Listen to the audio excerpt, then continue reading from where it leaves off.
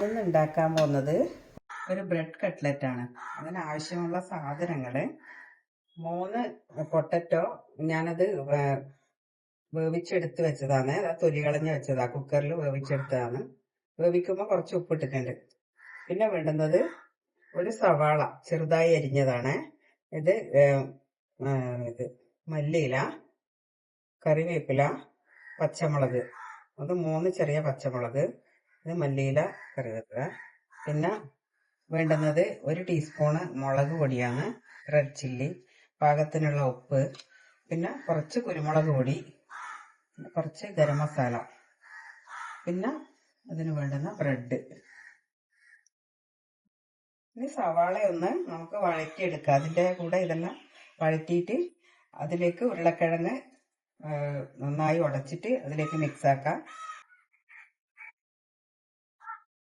ഇത് ഉള്ളിയും ബാക്കിയുള്ള സാധനങ്ങളെല്ലാം ഞാൻ മല്ലിയില, കറിവേപ്പില, പച്ചമുളക് എല്ലാം ഞാൻ ഇതിൽ വഴറ്റി ഇതിൻ്റെ മസാലകളെല്ലാം വഴറ്റി എടുത്തതാണ്. ഇതിൽ ഇനി പൊട്ടറ്റോ നന്നായി ഉടച്ച ശേഷം പൊട്ടറ്റോ ഇടണം, ഇട്ട് മിക്സ് ആക്കണം. പൊട്ടറ്റോ എടുക്കട്ടെ.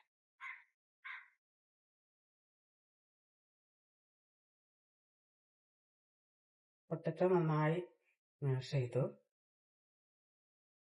അതിലേക്ക് ഞാനിത് മസാല ഇടുന്നുണ്ട്.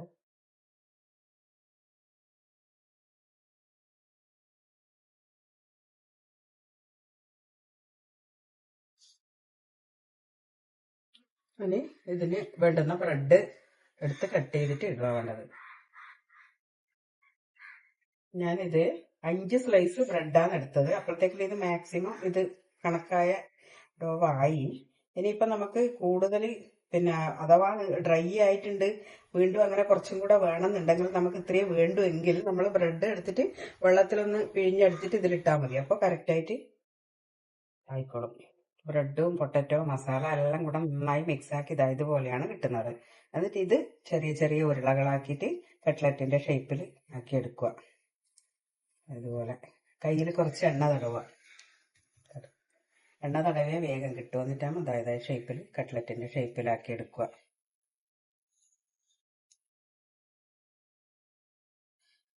ഇതുപോലെ ഇതാ ബ്രെഡ് കട്ട്ലറ്റ് എല്ലാം ഫുള്ളും ആക്കി വെച്ചു. ഇനി ഇതെന്താ ചെയ്യേണ്ടതെന്ന് വെച്ചാൽ ബ്രെഡ് എഗ്ഗിലാണ് ഡിപ്പ് ചെയ്യേണ്ടത്. ഞാൻ ഇത് പച്ചക്കറി കഴിക്കുന്നവരും ഉണ്ടെങ്കിൽ നമുക്ക് എഗ്ഗ് പറ്റൂലെങ്കിൽ നമുക്ക് മൈദയിലാക്കാന്ന് വെച്ചിട്ട് ഞാൻ മൈദയിൽ ഇത്തിരി കുരുമുളക് പൊടി ഇട്ടിട്ട് ഇതിലേക്കാണ് ഡിപ്പ് ചെയ്യുന്നത്. എന്നിട്ട് ബ്രെഡ് ക്രംസിൽ മുക്കിയെടുക്കുവാണ്. നോക്കിയിട്ട് ബ്രെഡ് ക്രംസിൽ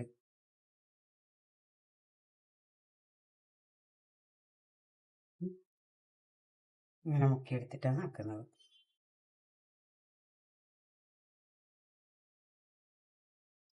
ഇതിൽ ഞാൻ മിക്സ് ആക്കുമ്പോൾ നിങ്ങളോട് പറയാൻ ഒന്നും മറന്നുപോയി, ഞാൻ കാണിച്ചില്ല. അത് ജിഞ്ചർ ഗാർലിക് പേസ്റ്റ് ആണ്.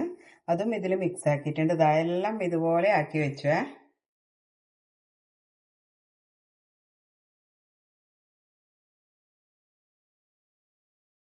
ഇതെല്ലാം ഒന്ന് തിരിച്ചിടാം. ഒരു ഭാഗം വെന്ത് കഴിഞ്ഞാൽ ഇതെല്ലാം വെന്ത സാധനം തന്നെയല്ലേ, അതുകൊണ്ട് അധികം വേവിക്കേണ്ട ആവശ്യമില്ല.